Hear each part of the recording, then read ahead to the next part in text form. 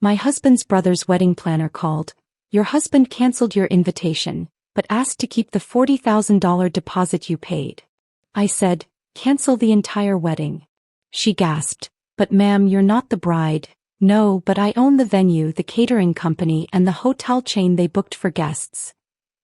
I'm calling to confirm the final details for the Henderson Walsh wedding, Mrs. Morrison. The vendor's voice carried routine professionalism that would shatter within minutes. However, we received some conflicting instructions from your husband yesterday. He indicated you would no longer be attending but that the financial arrangements should remain unchanged. I felt my grip tighten on the phone as the implications crystallized. Scott had systematically removed me from Frank's wedding celebration while ensuring my $40,000 funding remained in place. The audacity of keeping my money while erasing my presence revealed a calculated betrayal that went far beyond simple family drama. I see, I managed, my voice maintaining the professional composure that had served me through 15 years of building Morrison hospitality from nothing into a southwestern empire. Could you clarify exactly what financial arrangements my husband referenced? Before we continue, I want to thank you for joining me in sharing stories about finding your voice when others underestimate your worth. If you believe that quiet strength deserves recognition and respect, please consider subscribing. It's free and helps us reach more women who need to hear this message. Now let's see how this unfolds. The vendor's discomfort became palpable through the phone line. Well, Mrs. Morrison, he specifically mentioned the $40,000 deposit you provided for venue rental, catering, and hotel accommodations. He assured us that despite the guest list changes, those funds should remain allocated as originally planned. I set the phone on speaker and leaned back in my leather chair, staring out at the Phoenix skyline that stretched beyond my corner office windows. 32 floors below, the city hummed with morning traffic while my world reorganized itself around this new understanding of my marriage. Scott had orchestrated my exclusion while preserving access to my checkbook with the casual efficiency of a man who viewed his wife as a renewable resource rather than a human being. The quarterly reports spread across my mahogany desk suddenly felt like evidence in a case I had been unconsciously building for years. Morrison Hospitality's latest figures showed revenue streams that exceeded most Fortune 500 companies, profit margins that made veteran investors envious, and a portfolio spanning 4 states. Yet the man I had shared a bed with for 15 years still introduced me at social gatherings as his wife who helped out with some event planning. Mrs. Morrison, are you still there? The vendor's voice carried genuine concern now. I want to emphasize that this situation feels highly irregular to our team. We've never encountered a scenario where the primary financial contributor was excluded from an event while their funding remained required. Thank you for bringing this to my attention, I replied, my tone carrying the authority that had negotiated hostile takeovers and impossible contracts. I will address this matter directly with my husband. After ending the call, I remained seated in my office sanctuary, surrounded by tangible evidence of achievements Scott's family had never bothered to understand. The Waterford Crystal coffee service I had purchased to celebrate acquiring my 10th venue gleamed in the morning light. Original Southwestern artwork worth more than most people's annual salaries decorated walls that bore witness to phone calls that shaped the hospitality industry across multiple states. My assistant had arranged today's schedule around 3 acquisition meetings that would expand Morrison Hospitality's influence into Nevada. These deals represented months of strategic planning, financial analysis, and relationship building that Scott dismissed as Teresa's little networking activities. The irony never escaped me that my employees, competitors, and industry colleagues treated me with professional respect that my own family had never demonstrated. I remembered the family dinner 3 weeks ago where this betrayal had been planted. Frank had announced his engagement to Sarah with obvious joy tempered by financial anxiety. The conversation around our dining room table had unfolded with painful predictability as Scott's relatives calculated the impossibility of affording their dream wedding. Frank makes decent money as an architect, Teresa had explained through tears, but with Sarah's student loans and the mortgage payments, there's nothing left for a proper celebration. She deserves better than a courthouse ceremony, but we're looking at maybe $5,000 total if we sacrifice everything else. I had listened quietly as they discussed creative budgeting strategies that would have been unnecessary if anyone had bothered to understand the scope of my business success. Bachelor party at a chain restaurant instead of a weekend retreat. Wedding dress from a discount outlet rather than a bridal boutique. Reception dinner at a community center with folding chairs and paper plates. Scott had participated in these discussions with the sympathetic concern of a caring brother, occasionally glancing my way with expectant looks that assumed I might contribute modest assistance through my industry connections. His assumptions never extended to recognizing that I could solve their entire financial dilemma with a check that represented less than 2 days of Morrison hospitality revenue. The conversation had continued for over an hour while I calculated the cost of giving Frank and Sarah everything they had dreamed of. Sunset Ridge Estate for the ceremony, with its panoramic desert views and impeccable service standards. Copper Canyon catering for a reception dinner that would create memories lasting decades. Desert Palm Resort for out-of-town guests, providing luxury accommodations that would make everyone feel genuinely pampered. $40,000 total. Less than I had spent on the furniture arrangement in our living room. A sum that would transform their modest celebration into an experience worthy of the love they shared.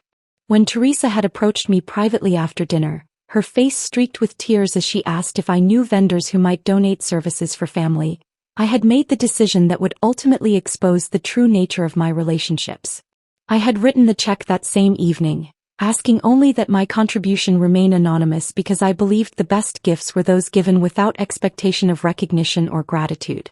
"I can handle the entire wedding cost," I had told her quietly in our kitchen while Scott watched television in the adjacent room. "But I want this to stay between us. Frank and Sarah should enjoy their day without feeling indebted to family members." Teresa's relief had been overwhelming and genuine. She had embraced me with desperate gratitude, treating me like an answered prayer rather than recognizing the routine nature of this generosity for someone with my resources. Neither of us could have anticipated that this moment of family solidarity would eventually become the foundation for systematic betrayal. Now, sitting in my office while processing Scott's casual disposal of our marriage vows, I understood that my anonymous generosity had created the perfect opportunity for exploitation. By keeping my contribution secret, I had enabled Scott to erase me from the celebration while preserving access to benefits I had provided. My desire to give without recognition had been transformed into a weapon for my own humiliation. The morning sun climbed higher beyond my windows, casting sharp shadows across financial reports that documented Morrison Hospitality's continued expansion into new markets. Within hours, my assistant would announce additional calls that would complete my understanding of how thoroughly my own family had betrayed the woman whose success funded their comfortable lifestyles. But for this moment I sat quietly in the empire I had built, finally comprehending that real power whispers while insecurity shouts, and that I had been whispering far too long while others shouted over achievements they could never match or even properly comprehend. My assistant's intercom buzzed again before I could fully process the vendor's revelation. "Mrs. Morrison, I have Diane from Desert Rose Wedding Planning holding on line 4. She mentioned it was urgent regarding the Henderson Walsh event." The timing sent ice through my veins. 2 calls within 10 minutes about the same wedding could only mean catastrophe was unfolding in real time. I pressed the flashing button with fingers that had begun to tremble despite my efforts at professional control. Teresa Morrison speaking. "Mrs. Morrison, thank you for taking my call." Diane's voice carried the particular strain that wedding planners develop when navigating family disasters. "I find myself in an extremely delicate situation that requires your immediate attention. We received some rather conflicting instructions yesterday regarding your involvement in the Henderson Walsh celebration." The word involvement landed with surgical precision. Not attendance or participation, but involvement, as if my connection to Frank's wedding had become something problematic that required management rather than celebration. "What kind of conflicting instructions?" I asked, though part of me already understood where this conversation was heading. "Your husband contacted our office personally yesterday afternoon. He requested that we remove your name from all guest lists, seating charts and formal announcements. However, he was very specific about maintaining all existing financial arrangements exactly as originally established." The professional euphemisms could not disguise the brutal clarity of what Scott had orchestrated. He had systematically erased me from his brother's wedding while ensuring my $40,000 funding remained untouched.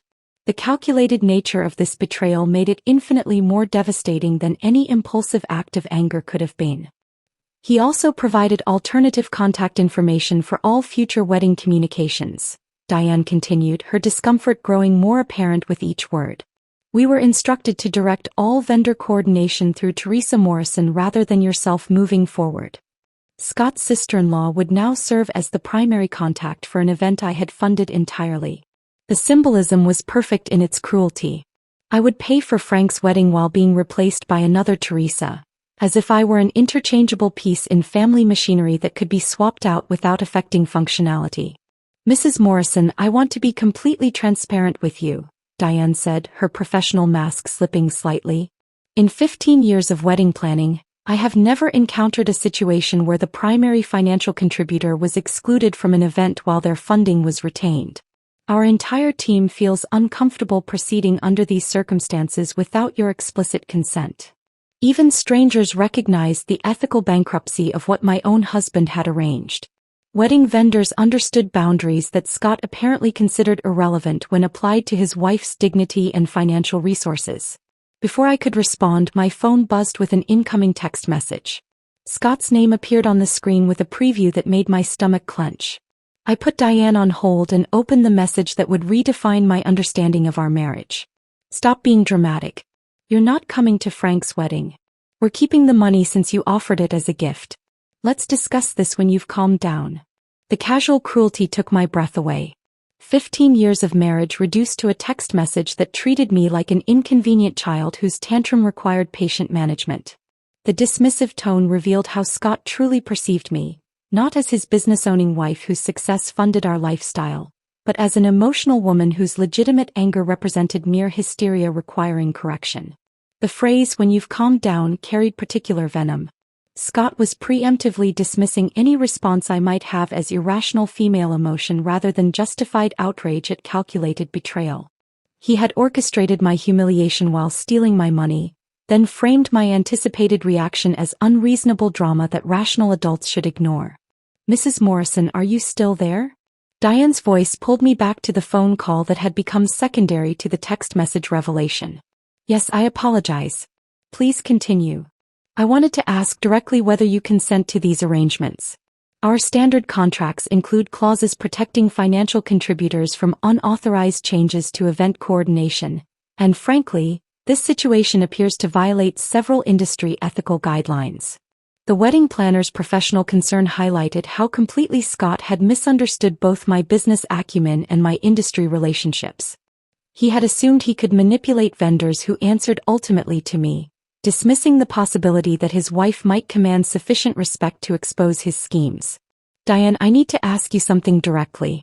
Was this decision presented to you as coming from both my husband and myself, or did Scott indicate he was acting unilaterally?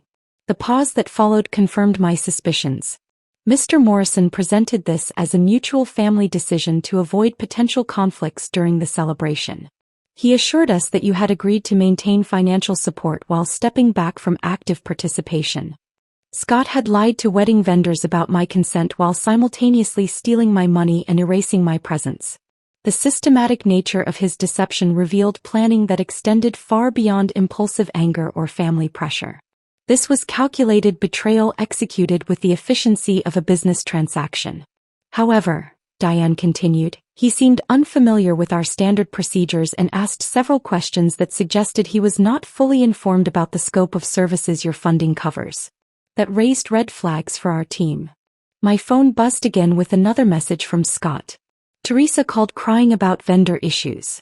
Fix this mess you created. Frank doesn't need his wedding ruined because you can't handle family decisions like an adult. The victim blaming reached new depths of manipulation. Scott was now positioning me as responsible for chaos created by his own betrayal, while characterizing his theft and humiliation as family decisions that reasonable people should accept without complaint. His casual dismissal of vendor concerns as problems I had created revealed complete disconnection from the reality of what he had attempted. Mrs. Morrison, I need to inform you that several other vendors have contacted our office with similar concerns about conflicting instructions, Diane said, her voice growing more strained. Copper Canyon Catering received a call requesting menu changes without consulting the financial contributor. Desert Palm Resort was instructed to modify guest accommodation arrangements while maintaining the same billing structure. The conspiracy extended far beyond Scott's initial betrayal. He had contacted every vendor associated with Frank's wedding, systematically erasing my involvement while preserving my financial obligations. The audacity of coordinating such extensive deception while characterizing my objections as drama revealed a level of manipulation I had never suspected him capable of achieving. "There's something else you should know," Diane continued hesitantly. "Mr. Morrison mentioned that these changes were necessary because of your tendency toward emotional instability during family events. He suggested that your presence might create uncomfortable situations for other guests. Scott had assassinated my character to justify my exclusion, painting me as an unstable woman whose emotional problems required family management. The man who had benefited from my business success for 15 years was now portraying me as mentally unfit to attend social gatherings, creating a narrative that positioned my exclusion as protective rather than punitive. My reflection in the office window showed a woman whose professional composure was beginning to fracture under the weight of systematic betrayal. My hands shook as I reviewed the wedding contracts spread across my desk. My voice caught slightly when responding to Diane's questions, and my eyes carried a fragility that 15 years of successful business negotiations had never produced. The empire I had built as armor against the world's cruelties felt suddenly meaningless when the people I trusted most had casually decided I was disposable. All my professional achievements meant nothing if my own family could orchestrate my humiliation with such casual efficiency. For the first time in decades, I felt my carefully constructed professional identity beginning to crumble, leaving me exposed to emotions I had learned to manage through success and control.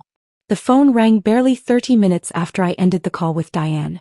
Teresa's name flashed on my office display, and I almost declined the call before curiosity about her justifications overcame my instinct to avoid further pain. "Teresa, thank God you answered." Her voice carried a tremor I had never heard before, higher-pitched and breathless, as if she had been running or crying. "I need to explain what happened. There's been a terrible misunderstanding." "Has there?" I kept my tone neutral, though my heart hammered against my ribs with the desperate hope that perhaps this nightmare had some reasonable explanation I had not considered. "Listen, we were trying to protect you. Scott explained how stressed you've been with work, how the family gatherings have been overwhelming lately. We thought if we handled the wedding details ourselves, you could just relax and enjoy the celebration without all the planning pressure." The explanation sounded rehearsed, each word carefully chosen to reframe betrayal as benevolence. Teresa spoke with the practiced fluency of someone who had spent considerable time crafting this narrative, probably with Scott's guidance and possibly other family members' input. "Teresa, I was uninvited from the wedding entirely. How does that qualify as protecting me from planning pressure?" "Well, that part got complicated." Her voice wavered slightly, the first crack in her prepared script. "There were some family dynamics at play that we thought might create tension. You know how these events can get emotional, and we wanted to keep everything focused on Frank and Sarah's happiness." The euphemisms continued to pile up like defensive barriers. Family dynamics replaced the truth of their coordinated exclusion. Emotional characterized my anticipated reaction to theft and humiliation as unreasonable female hysteria. Frank and Sarah's happiness positioned my presence as somehow threatening to the couple's joy rather than acknowledging that their celebration existed only because of my generosity. "But we absolutely want you to know how grateful we are for your contribution," Teresa rushed on, sensing my silence as skepticism. "That money is going to make their dream wedding possible, and we'll never forget your generosity." The casual reference to keeping my $40,000 while excluding me from the celebration revealed the stunning audacity of their position. They genuinely believed they could steal my money, erase my presence, and maintain my gratitude through hollow expressions of appreciation. "Teresa, whose idea was it to remove me from the guest list?" Another pause, longer this time. "It was a family decision. We all talked it through and agreed that this approach would be best for everyone involved." They had held family meetings about my exclusion. Multiple conversations where Scott's relatives sat around discussing whether the woman funding their celebration deserved to attend it. The systematic nature of this betrayal cut deeper than any spontaneous cruelty could have achieved. "Including Frank? Frank wants whatever's best for family harmony." He's grateful for your support and doesn't want any conflicts to overshadow his special day. Frank's silence became a betrayal unto itself. Hours had passed since the wedding vendors contacted him about the chaos surrounding his celebration, yet he had not called to express concern, confusion, or gratitude. The man whose wedding I had funded completely now hid behind family spokespeople rather than addressing the situation directly.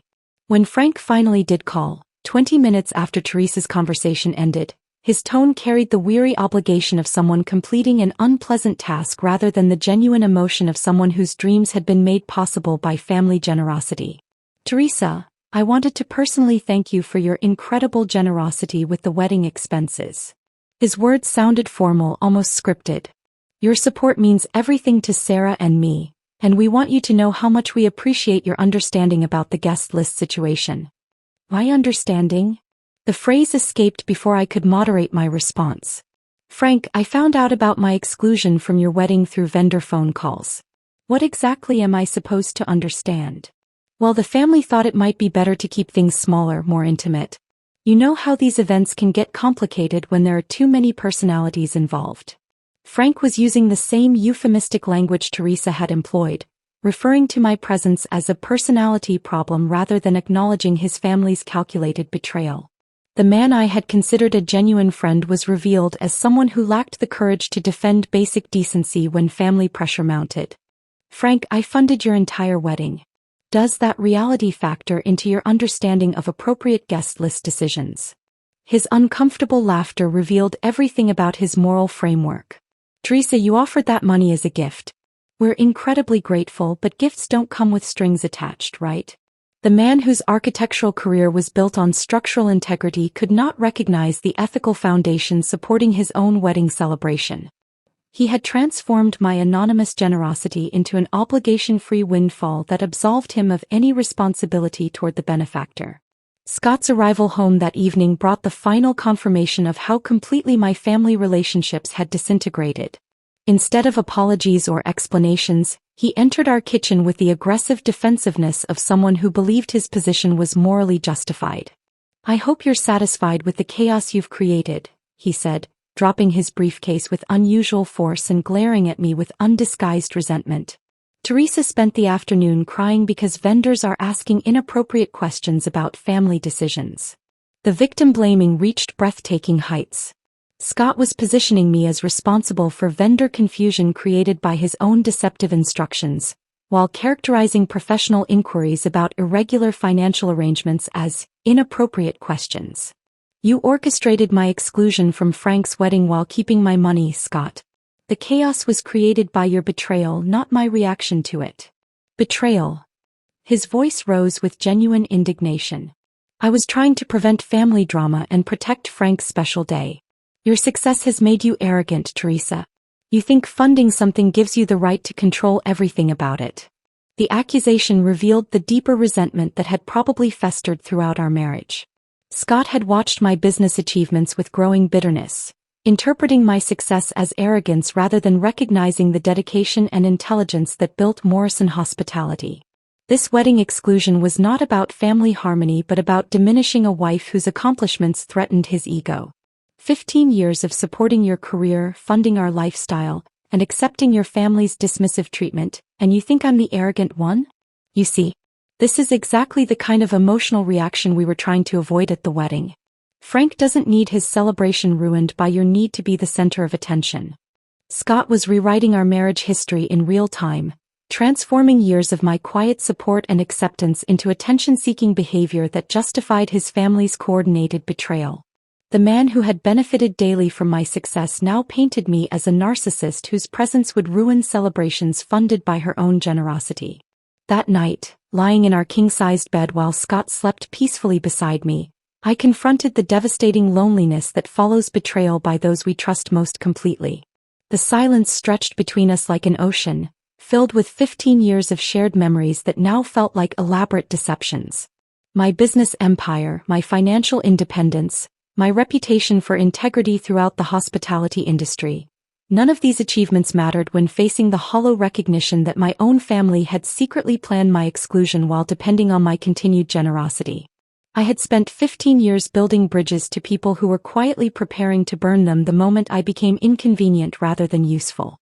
The darkness of our bedroom echoed with conversations I would never have again, family gatherings where I would never feel welcomed, and the recognition that love I had believed unconditional was actually contingent on my continued invisibility and financial accessibility. Morning brought no relief from the emotional devastation of the previous night. I woke to find Scott already gone, having left earlier than usual without explanation or goodbye. The emptiness of our kitchen felt different now, charged with the knowledge that the man I had shared coffee with for 15 years viewed me as an obstacle to be managed rather than a partner to be respected. My phone showed 3 missed calls from Scott's mother, Margaret, along with a voicemail that carried the carefully modulated tone she reserved for family crises requiring diplomatic intervention. I poured coffee into my favorite mug, the one Scott had given me for our 5th anniversary, and prepared myself for what would undoubtedly be another exercise in family damage control. Teresa, darling, I hope you understand that family situations can become quite complicated. Margaret's recorded voice flowed with practiced smoothness. Scott mentioned there were some concerns about the wedding arrangements, and I wanted you to know that we all appreciate your generous contribution. Perhaps it would be best if we simply let bygones be bygones and focused on Frank's happiness. These sorts of misunderstandings tend to resolve themselves when everyone keeps the bigger picture in mind. The carefully chosen phrases revealed how thoroughly Scott had briefed his family about containing my reaction to their betrayal. Margaret spoke as if witnessing a minor disagreement between children rather than addressing the systematic theft and humiliation orchestrated by her son. Her suggestion to let bygones be bygones positioned my legitimate outrage as petty grievance-keeping that mature adults should abandon for the sake of family harmony. Scott's sister Jennifer called within the hour, her approach slightly different but equally manipulative in its underlying assumption that my reaction was disproportionate to the offense committed. Teresa, I know family dynamics can be really challenging sometimes. Jennifer began with the patronizing sympathy she typically reserved for discussing difficult relatives. Scott explained that there were some tensions around the wedding planning, and honestly, these big events tend to bring out the worst in everyone. Maybe this is actually a blessing in disguise that lets you avoid all that wedding stress. The reframing continued with stunning audacity. Jennifer was characterizing my exclusion from Frank's wedding as a fortunate escape from unpleasant obligations rather than acknowledging the betrayal of trust and theft of money that had actually occurred. Her tone suggested that reasonable people would feel grateful for being spared the burden of attending celebrations they had funded.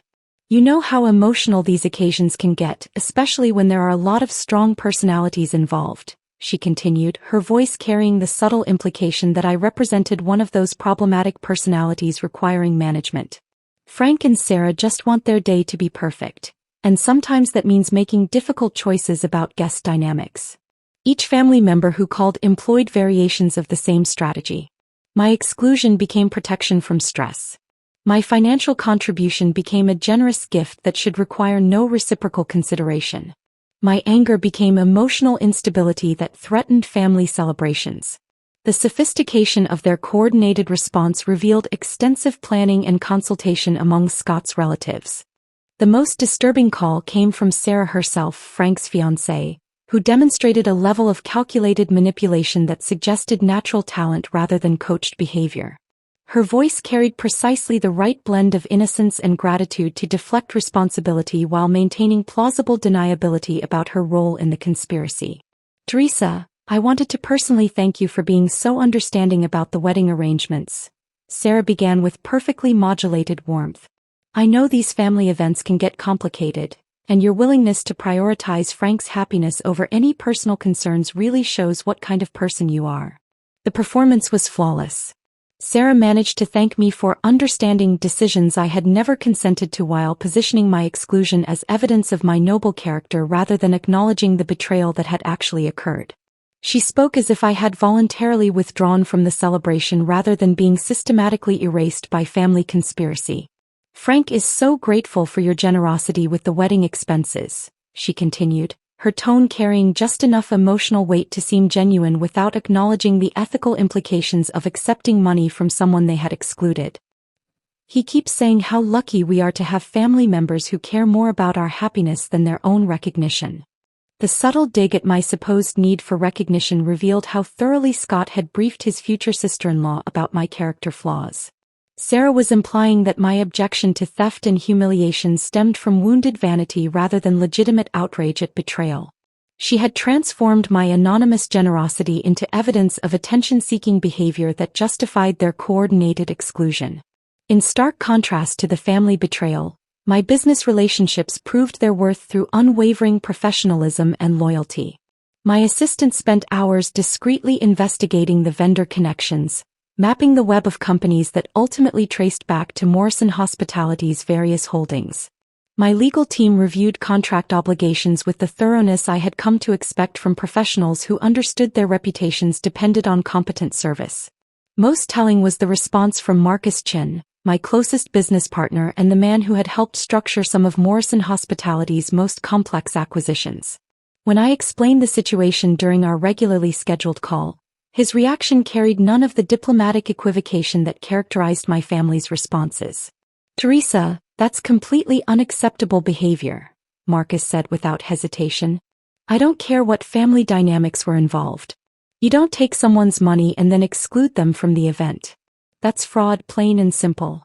His straightforward moral clarity highlighted the twisted ethical framework my family had adopted to justify their actions. The people I paid for professional services demonstrated more integrity and loyalty than blood relatives who had benefited from my generosity for years. "Have you considered that this might be strategic rather than merely cruel?" Marcus continued, his business acumen cutting through the emotional confusion that family betrayal creates.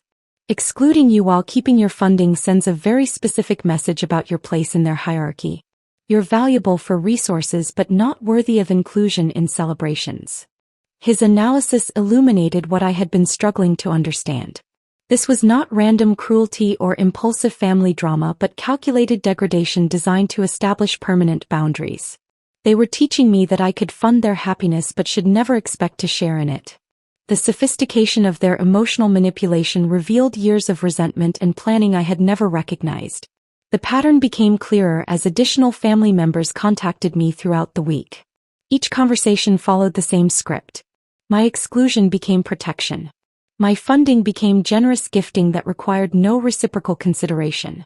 My anger became emotional instability that reasonable people should ignore for the sake of family harmony. They had all known about the plan. Scott's parents, his siblings, even distant relatives who rarely involved themselves in family affairs had been consulted about my exclusion while my funding was preserved. The entire extended family had participated in deciding that I was expendable, that my contributions were welcome while my presence was problematic. The realization settled over me like cold water.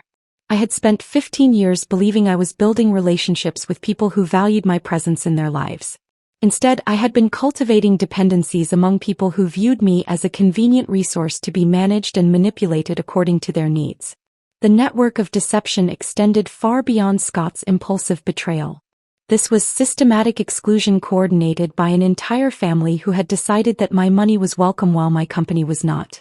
The revelation of systematic family betrayal demanded a response that matched its calculated cruelty. I spent that evening in my home office, surrounded by 15 years of acquisition documents, corporate filings, and subsidiary records that told the story of Morrison Hospitality's expansion across the southwestern United States. My legal team worked remotely through the night, mapping connections I had never considered in their totality. What emerged from our investigation transformed my understanding of the power I had unconsciously accumulated. Desert Rose Wedding Planning operated under the umbrella of Southwest Event Solutions, which I had acquired 3 years earlier during their bankruptcy proceedings. Sunset Ridge Estate, the venue Frank and Sarah had selected for its breathtaking desert views, belonged to my hospitality division through a holding company that managed 12 similar properties. Copper Canyon Catering answered to Morrison Hospitality through a subsidiary structure so complex that even industry insiders rarely traced the ultimate ownership. Most significantly, Desert Palm Resort, where all 60 wedding guests had confirmed reservations, represented the crown jewel of my hotel portfolio, a property I had purchased and renovated into one of Phoenix's most sought-after luxury destinations. Every vendor, every service provider, Every aspect of Frank's celebration connected directly to companies I controlled through strategic acquisitions that had seemed routine at the time but now revealed themselves as instruments of unprecedented leverage. The family who had dismissed my business as Teresa's little catering thing had unknowingly constructed their entire wedding celebration on the foundation of my corporate empire. They had insulted and excluded the woman who literally owned every component of their dream celebration. My phone call to Diane the following morning carried an authority I had never exercised with such focused precision. When I identified myself as the ultimate owner of Desert Rose Wedding Planning, the silence that followed stretched long enough for me to hear her sharp intake of breath and the sound of papers shuffling frantically on her desk. "Mrs. Morrison, I had no idea." Her voice carried the particular strain that comes from realizing you have been operating under completely false assumptions about power dynamics. "The corporate structure is so complex and your husband never mentioned." "My husband has no involvement in Morrison Hospitality's business operations," I interrupted with the cold precision that had built my empire through hostile negotiations.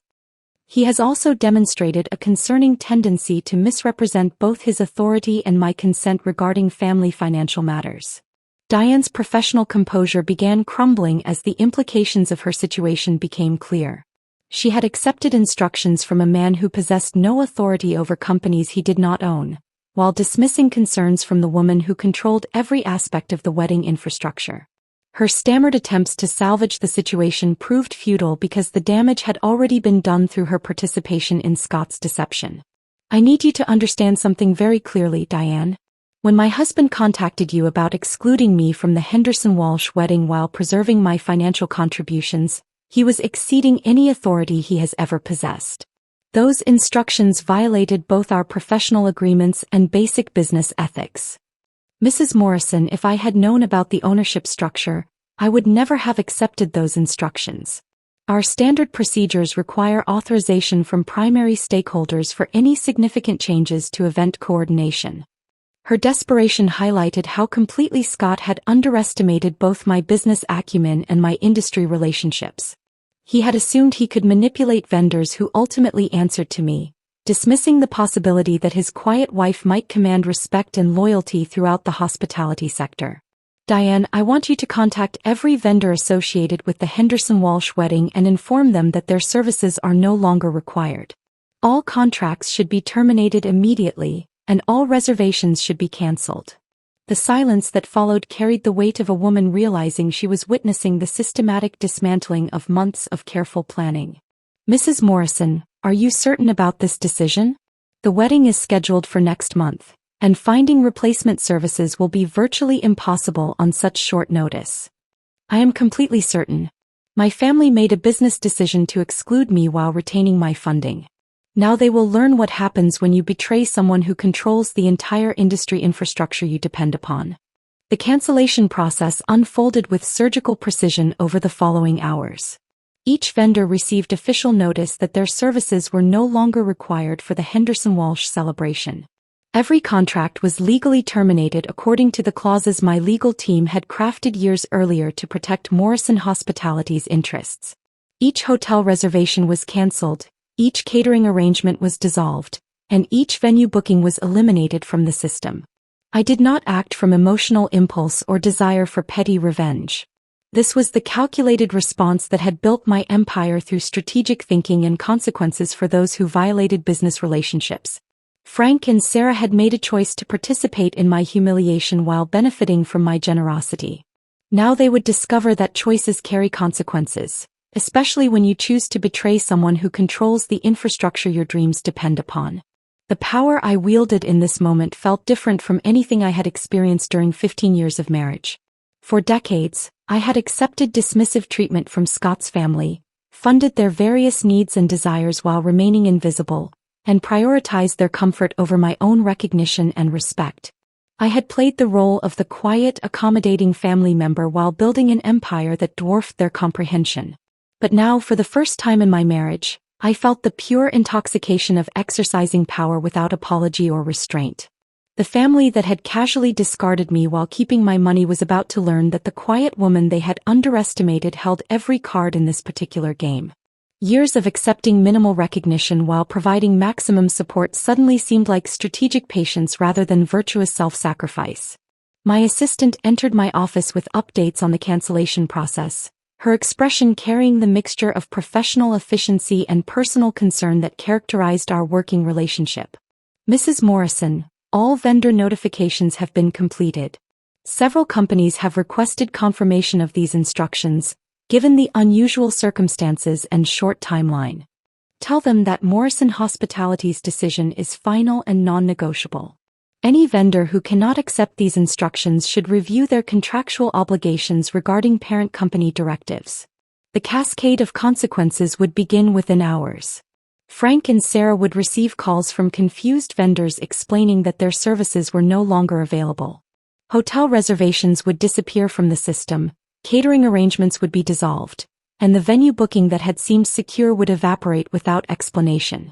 The celebration they had planned for months would disintegrate in a single afternoon because they had chosen to betray the woman who unknowingly controlled every component of their wedding infrastructure.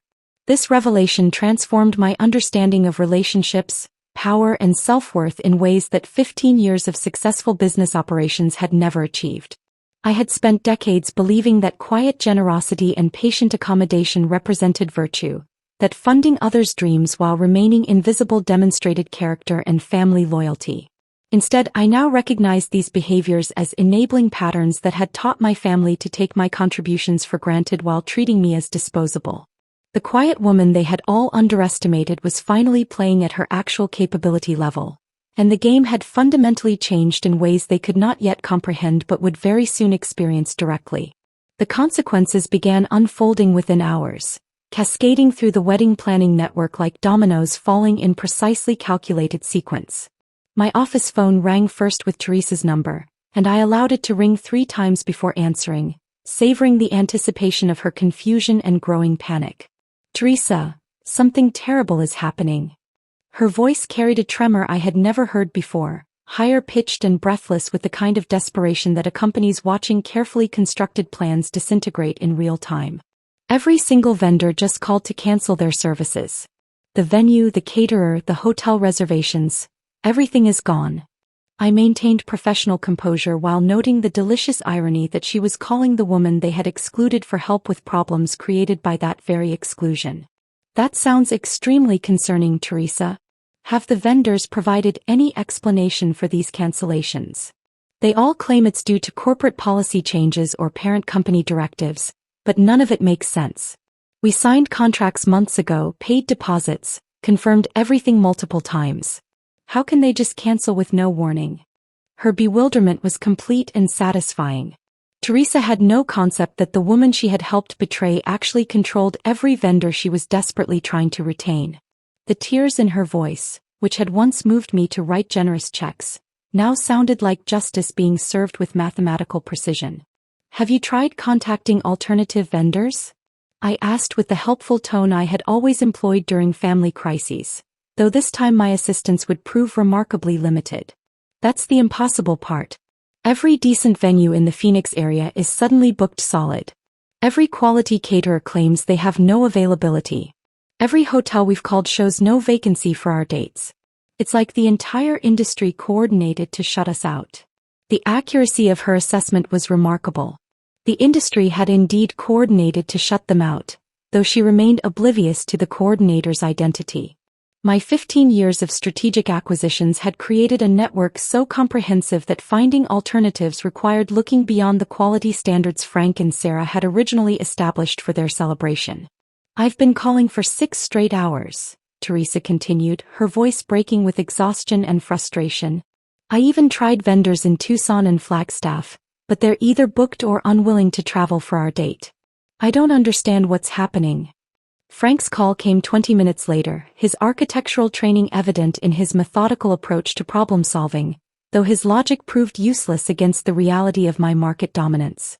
Unlike Teresa's emotional pleading, Frank attempted to analyze the situation with professional detachment that gradually crumbled as the scope of the disaster became apparent. "Teresa, I need to ask you something directly," Frank began with the measured tone he used for client consultations. Do you have any idea why every vendor associated with our wedding would suddenly cancel their services on the same day?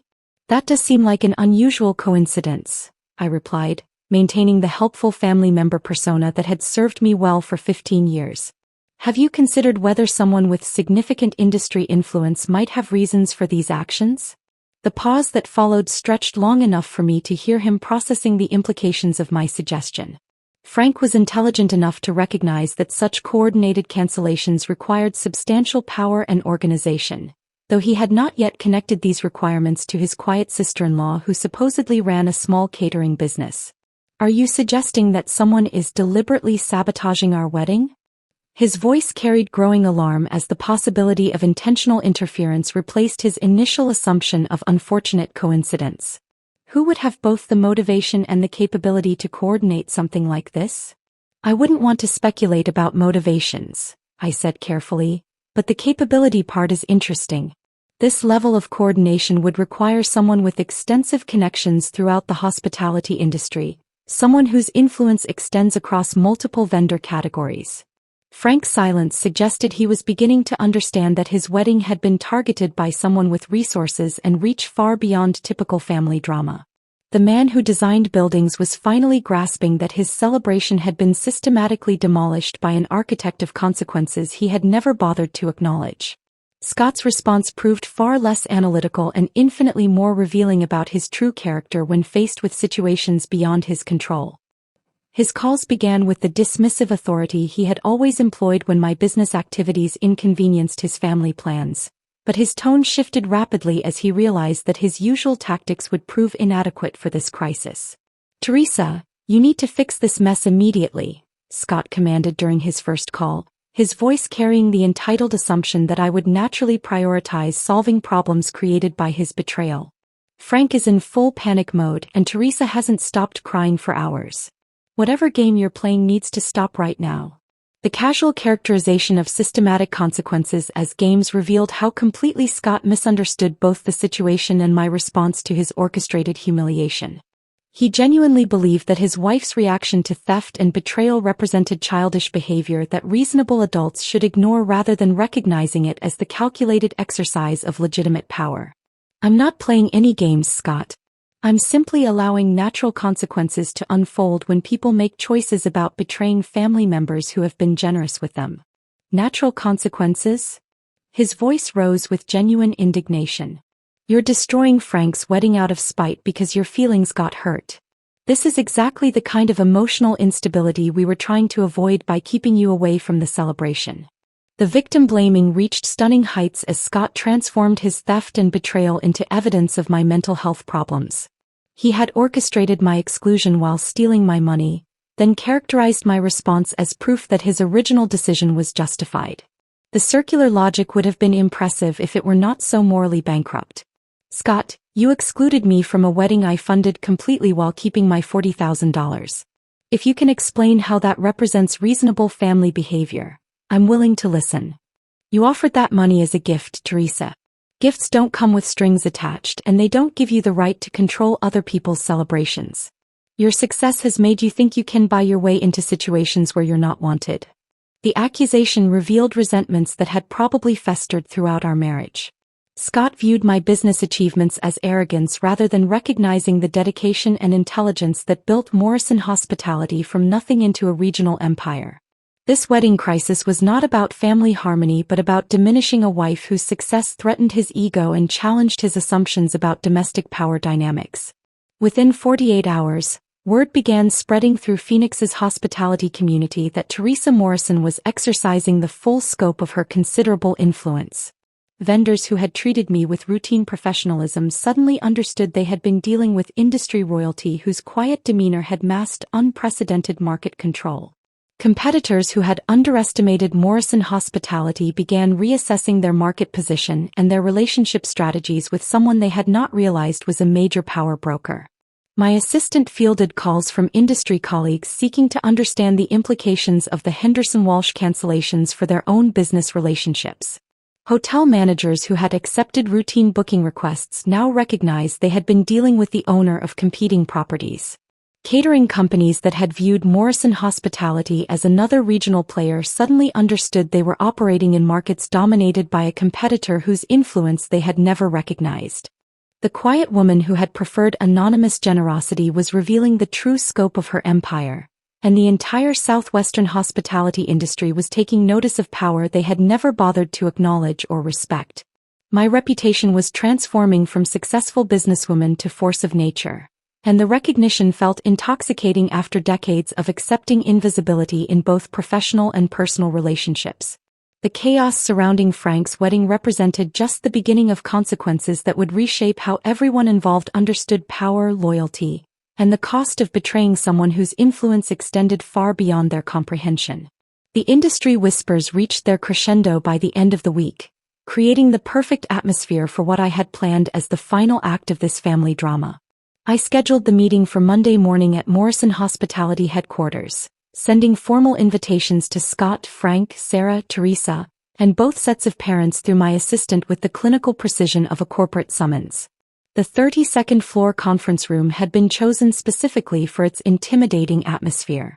Floor-to-ceiling windows offered panoramic views of downtown Phoenix, while walls displayed industry awards, acquisition certificates, and original artwork that collectively represented more wealth than my family's combined annual earnings.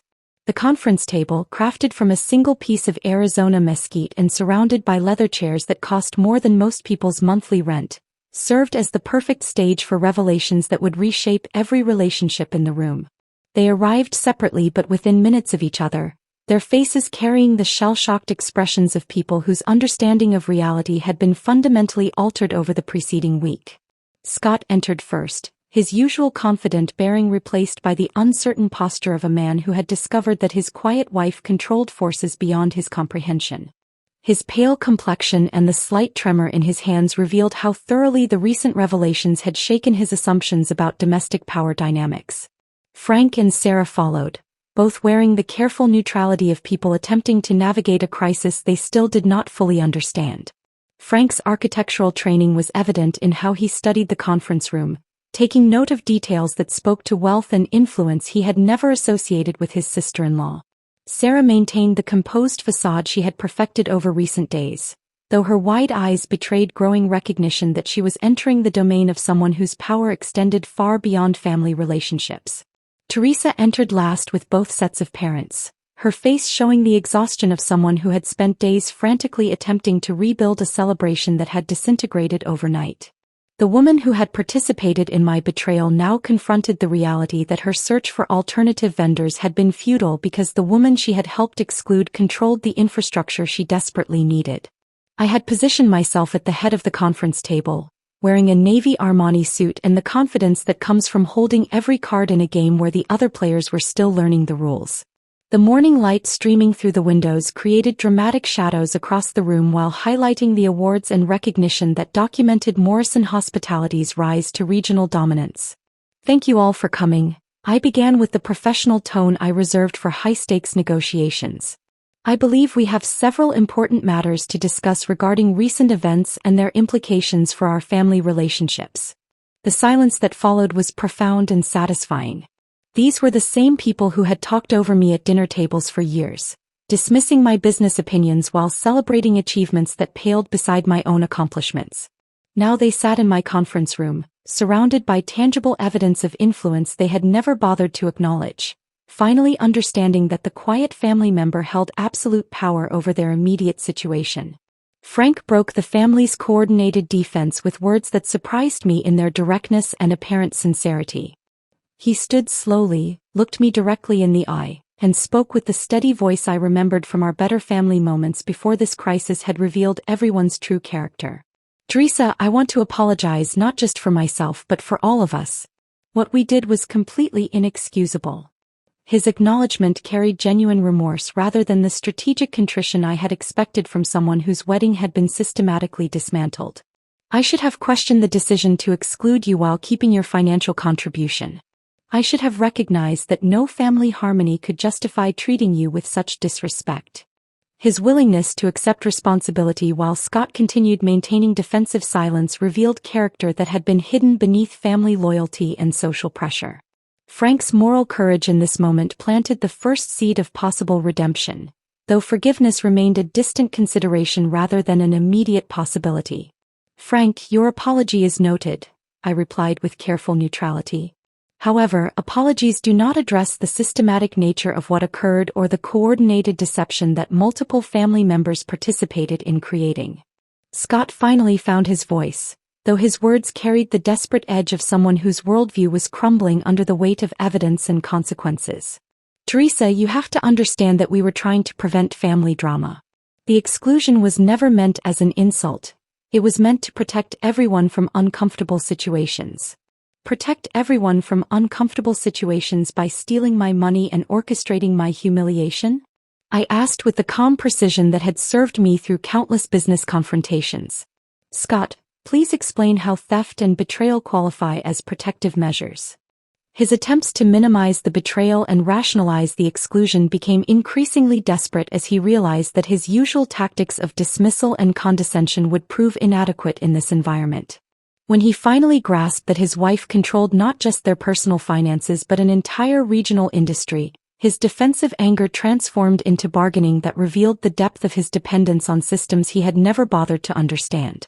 "You're right that the execution was flawed," Scott admitted with visible reluctance, "but the intentions were good. We can fix this situation if everyone just steps back from the emotional reactions and focuses on family unity." The casual characterization of calculated consequences as emotional reactions demonstrated how completely Scott misunderstood both the situation and my response to his orchestrated betrayal. He genuinely believed that his wife's exercise of legitimate power represented hysteria that reasonable people should ignore rather than recognizing it as the natural result of choices that carried significant consequences. "The situation has already been fixed, Scott. Your brother's wedding was cancelled because the family that planned my exclusion discovered they had no alternatives when I withdrew my support. The emotional reactions you reference are the natural response to learning that actions carry consequences." I stood and walked to the windows overlooking downtown Phoenix, allowing the silence to emphasize the authority that my position and environment represented. The city stretched below us, much of its hospitality infrastructure unknowingly controlled by the woman Scott's family had dismissed as running a small catering business. However, I am prepared to offer terms for resolution that will allow Frank and Sarah to proceed with their celebration, albeit under conditions that reflect the new reality of our family relationships. The room held its collective breath as I outlined requirements that would reshape every assumption they had maintained about power, respect, and accountability within our extended family structure. The terms were not negotiation starting points but non-negotiable conditions that reflected the cost of betraying someone whose influence extended far beyond their comprehension. $75,000, payable in advance to cover all wedding expenses. Formal written apologies from Scott, Teresa, and both sets of parents acknowledging that your treatment was unacceptable and violated basic standards of family loyalty. Public recognition during the wedding reception of what nearly destroyed this celebration and why these events occurred.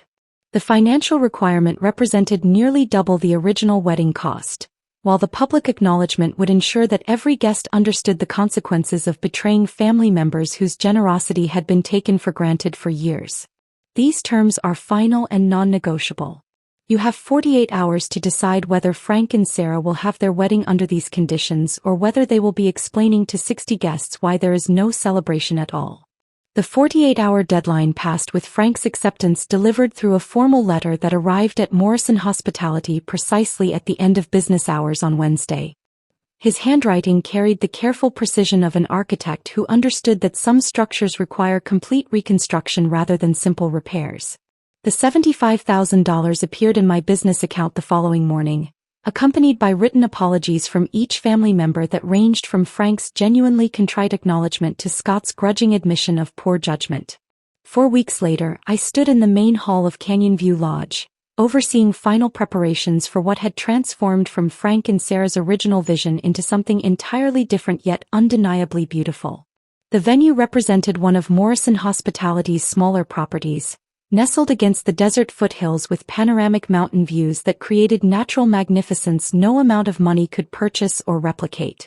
The guest count had been reduced from 60 to 40, forcing focus on genuine relationships rather than social performance and obligation. Each invitation had been carefully reviewed to ensure that only people who truly mattered to Frank and Sarah would witness their union. The elimination of peripheral guests and acquaintances created an intimacy that the original celebration would never have achieved despite its greater expense and elaborate planning. Every detail reflected my aesthetic vision rather than the ostentatious display Frank and Sarah had initially envisioned.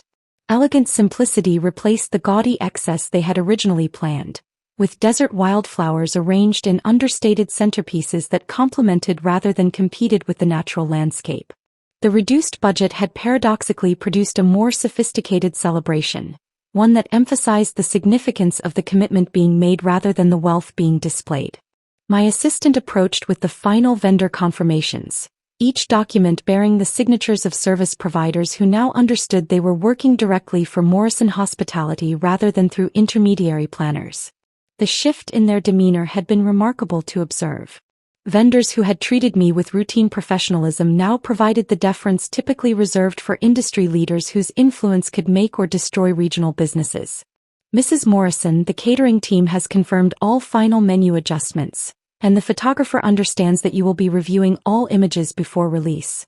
My assistant reported with the efficiency I had come to expect from staff who recognized they worked for someone whose power extended far beyond what most clients could wield.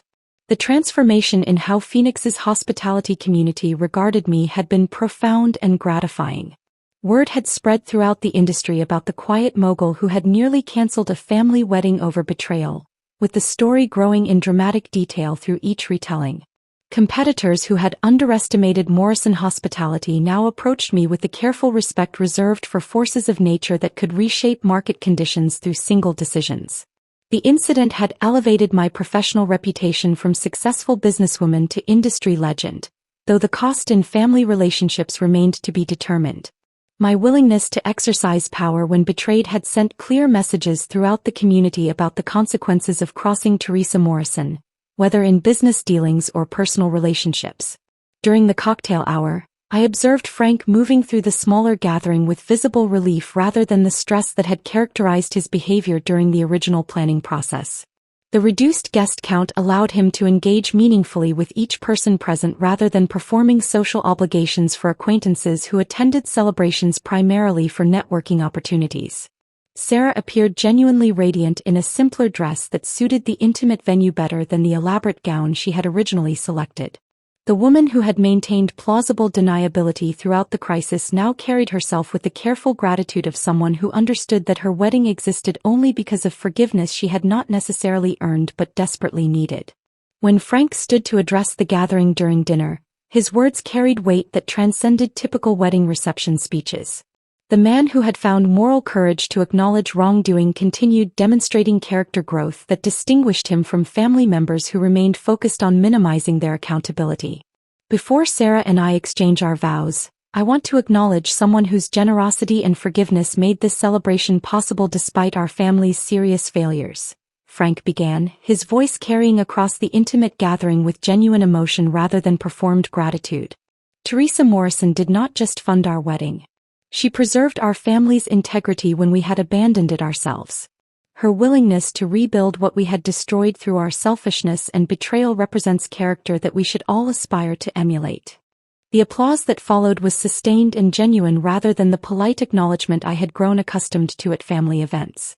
Even guests who had not been privy to the complete story understood that something significant had occurred, that the woman being recognized had demonstrated extraordinary grace under circumstances that would have justified much harsher consequences. Frank continued with specific acknowledgement of my sacrifice and character that represented public vindication I had never demanded but had always deserved. Teresa taught us that real strength is not about dominating others but about using power responsibly when others fail to show basic respect and decency. Sarah stood from the head table, her eyes bright with emotion that appeared genuine rather than strategic. The bride who would build her marriage on the foundation of my forgiveness finally seemed to understand the gravity of what her family had nearly destroyed through their calculated betrayal. "I want to publicly apologize for our family's treatment of Teresa," Sarah said, her voice carrying enough emotional weight to suggest authentic learning rather than performed contrition. We responded to extraordinary generosity with disrespect and betrayal. We accepted her money while excluding her presence, which represents a moral failure that I will remember for the rest of my life. Her admission of family accountability in front of wedding guests created the public recognition of wrongdoing that private apologies could never have achieved.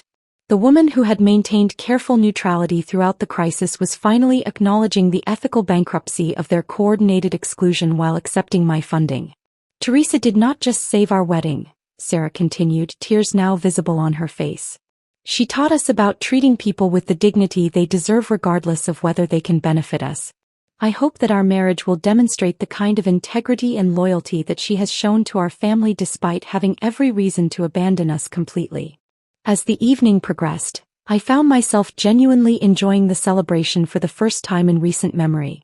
The intimate gathering allowed for meaningful conversations rather than superficial social interactions, while the knowledge that every detail existed on my terms created satisfaction that mere attendance could never have provided. Scott remained notably subdued throughout the evening, his usual dominant personality replaced by the careful behavior of someone who had learned that his assumptions about family power dynamics required fundamental revision. The man who had dismissed my achievements for 15 years now moved through my rebuilt celebration with the recognition that his wife controlled forces he had never bothered to understand or respect. The mountain sunset created a natural backdrop for Frank and Sarah's first dance, painting the desert sky in colors that no decorator could replicate or improve upon. The celebration was beautiful, elegant, and meaningful in ways that their original plans would never have achieved, despite costing nearly double and requiring public acknowledgement of family failures that would be remembered long after the dancing ended. The sun was barely visible through our kitchen windows when Scott appeared the next morning, carrying an expensive bouquet of white roses and wearing the haggard expression of a man who had spent the night rehearsing apologies. His formal attire from the wedding still wrinkled from what appeared to be a sleepless night, and his eyes carried the particular exhaustion that comes from finally understanding the magnitude of consequences you had not anticipated. Teresa, we need to talk about what comes next. His voice carried the careful modulation of someone who had practiced these words repeatedly, though the underlying desperation remained impossible to disguise. I know I made serious mistakes, but we have been together for 15 years. That history has to count for something in how we move forward from this situation. I continued preparing my morning coffee with the same methodical precision I had employed throughout our marriage, measuring grounds and water with the attention to detail that had built Morrison Hospitality from nothing into a regional empire. The familiar routine provided stability while I processed the surreal experience of my husband pleading for forgiveness in the kitchen where we had shared thousands of ordinary moments over the past decade and a half. 15 years. I repeated, testing the weight of those words against the reality of what had occurred. 15 years during which you benefited from my success while treating my achievements as insignificant hobby activities. 15 years of accepting your family's dismissive treatment while I funded their various needs and desires. 15 years that culminated in you stealing my money while orchestrating my public humiliation. Scott set the roses on our granite countertop with the careful movements of someone who understood that grand gestures would prove inadequate for the damage he had inflicted. I understand you're angry, and you have every right to be upset about how the wedding situation was handled. But Teresa, we can work through this. Marriage counseling, whatever you need. We built a life together that matters more than any single mistake. The characterization of systematic betrayal as a single mistake revealed how completely Scott continued to misunderstand both the situation and my response to his orchestrated cruelty. He genuinely believed that his decision to exclude me while stealing my money represented an error in judgment rather than a fundamental revelation about his character and his understanding of our marriage. Scott, you did not make a mistake. You made a calculated decision to humiliate me while preserving access to my financial resources. That represents who you are when you believe the consequences will remain manageable. Through the kitchen window, I could see my Range Rover in the driveway, already loaded with everything I considered essential from our 15-year marriage. The packing process had been surprisingly simple, requiring only 2 hours to collect the possessions that held genuine emotional significance. Practical necessities, important documents, and sentimental items fit easily into luxury vehicle storage, illustrating how little of our shared existence actually belonged to me on any meaningful level.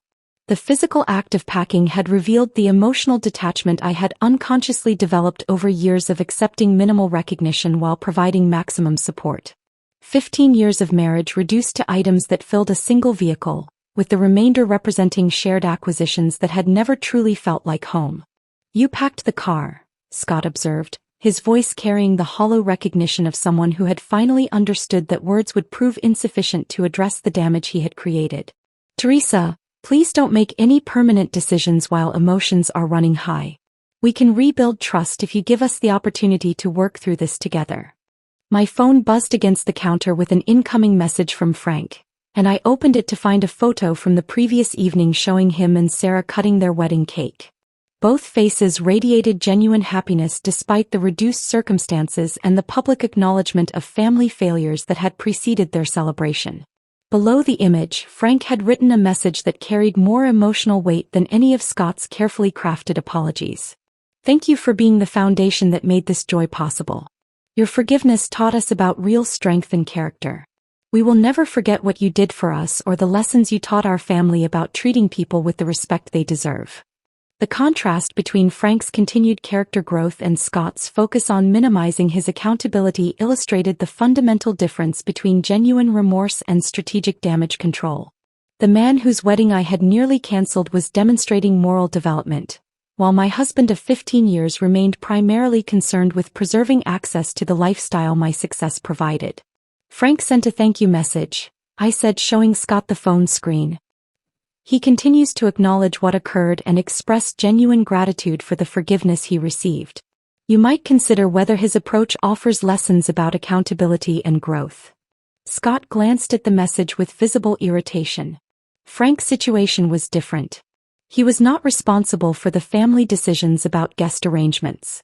I was trying to prevent drama and protect everyone from uncomfortable situations that would have ruined his special day.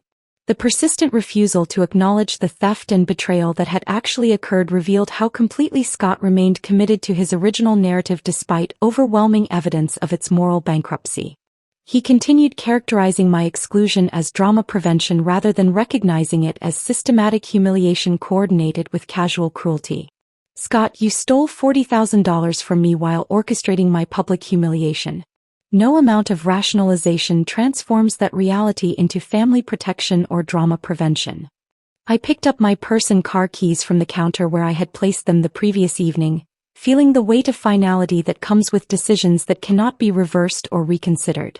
The kitchen that had hosted 15 years of shared meals, morning conversations, and quiet moments of marital intimacy now felt like a museum of experiences that belonged to people we no longer were. "Where are you going?" Scott asked, though his tone suggested he already understood that his window for salvaging our marriage had closed while he continued making excuses rather than accepting responsibility. "Away from you, away from your family, away from relationships where my contributions are valued while my presence is considered problematic." I moved toward the door that led to the garage, where my packed Range Rover waited to carry me toward a future that did not include people who confused generosity with weakness. "Teresa, please do not do anything irreversible while you are still processing what happened. We can work through this if you give our marriage the chance it deserves after 15 years together."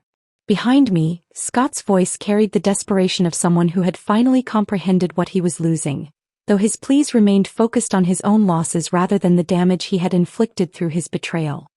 His calls of my name echoed through the kitchen with increasing urgency as he realized that words alone would prove insufficient to repair trust that had been systematically destroyed through calculated deception. But I did not look back because I had spent 15 years looking back, making excuses for behavior that should have been unacceptable, accepting minimal recognition from people who should have celebrated my contributions to their lives. The garage door opened with mechanical precision, revealing morning sunlight that illuminated the path toward a future where my worth would not be determined by people who claimed to love me while treating me as disposable. The finality of that moment represented not just the end of a marriage but the conclusion of a chapter where I had accepted being undervalued by people who should have treasured what I brought to their relationships. The Range Rover's engine hummed to life as I backed out of the driveway that had framed 15 years of shared domestic routines, leaving behind Scott's silhouette in the kitchen window and the weight of expectations that had defined my marriage since its beginning. The phoenix mornings stretched before me with possibilities I had not allowed myself to consider during decades of prioritizing family harmony over personal fulfillment. 3 months later, Morrison Hospitality occupied a new headquarters building in Scottsdale, its glass facade reflecting desert sunlight while housing the expanded operations that had followed my emergence as a recognized industry force. The wedding drama had transformed my professional reputation in ways that traditional marketing campaigns could never have achieved, attracting clients who wanted to associate with someone whose influence extended beyond typical business relationships. The story had evolved through countless retellings throughout the southwestern hospitality community, becoming industry legend about the quiet mogul who had nearly canceled a family wedding over betrayal. Each version emphasized different details, but the central narrative remained consistent. Teresa Morrison commanded resources and wielded influence that most industry professionals had never recognized, and her willingness to exercise that power when betrayed sent clear signals about the consequences of crossing someone whose quiet demeanor masked unprecedented capabilities. New clients approached Morrison Hospitality not merely for event planning services but for association with someone who had demonstrated that respect and loyalty were non-negotiable requirements rather than suggestions. Corporate executives who had built their careers on power dynamics understood the significance of what had occurred, recognizing that my systematic dismantling and reconstruction of Frank's wedding represented strategic thinking that translated directly into business acumen they wanted supporting their own important events. My assistant entered my new corner office with the afternoon's correspondence, including another message from Frank that demonstrated the continued character growth he had maintained since his wedding day. His communications had evolved from grateful acknowledgement into genuine friendship based on mutual respect rather than family obligation or financial dependence. "Teresa, I wanted to share some news that I think will interest you," his latest message read. "Sarah and I have decided to establish an annual scholarship fund for hospitality management students, funded through a percentage of my architectural firm's profits. We learned from you that success carries responsibility to support others, and we want to honor that lesson in a meaningful way." The contrast between Frank's continued moral development and Scott's increasingly desperate attempts at reconciliation illustrated the fundamental difference between people who learn from consequences and those who simply endure them. While Frank transformed his experience into positive action that would benefit future generations, Scott remained focused on minimizing his accountability while seeking restoration of privileges he had forfeited through betrayal. My divorce attorney had reported Scott's latest settlement proposal that morning, another in a series of increasingly generous offers that revealed his growing understanding of what he had lost through his calculated cruelty. The man who had dismissed my achievements for 15 years now offered to accept minimal financial support in exchange for preserving some connection to the lifestyle my success had provided. Living alone in my new Scottsdale residence had initially challenged assumptions I had maintained about solitude and companionship throughout my adult life. The silence I had feared would feel overwhelming instead provided space for reflection and decision-making that had been impossible during years of accommodating other people's needs and expectations.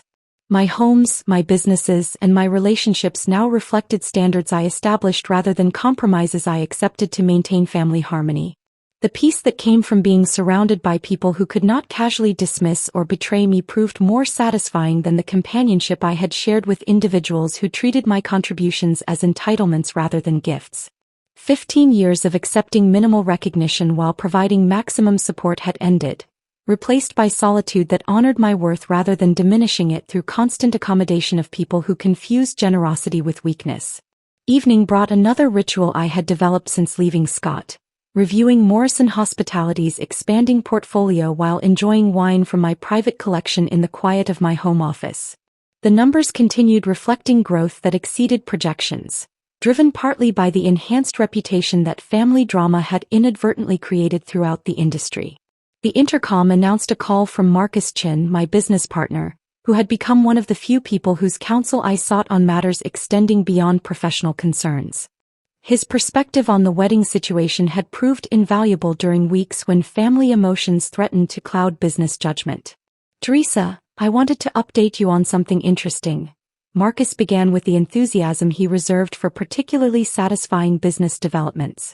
3 of our major competitors have approached me about potential partnerships or acquisitions. Apparently, your demonstration of market control during the wedding situation has made them reconsider their strategic positions relative to Morrison Hospitality. The competitive landscape had shifted in response to revelations about my actual market share and willingness to exercise that influence when circumstances warranted decisive action. Companies that had previously viewed Morrison Hospitality as another regional player now understood they were operating in markets dominated by someone whose quiet approach had masked unprecedented consolidation of industry resources. More significantly, Marcus continued, 2 major hotel chains have contacted us about management contracts for their southwestern properties.